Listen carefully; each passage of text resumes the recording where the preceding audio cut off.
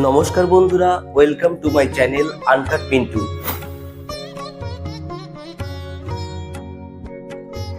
আজ আমরা চলে এসেছি দক্ষিণ চব্বিশ পরগনার কৈলানে অবস্থিত স্বামীনারায়ণ টেম্পলে।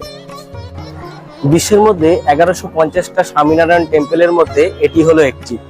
টানা 10 বছর মন্দির তৈরির কাজ শেষ করে 2014 সালে সর্বসাধারণের জন্য এই মন্দির উন্মুক্ত করা হয়। প্রায় 200 একর জমির ওপর তৈরি এই মন্দিরে ব্যবহার করা হয়েছে রাজস্থানের গোলাপি বেলে পাথর আর লাল পাথর।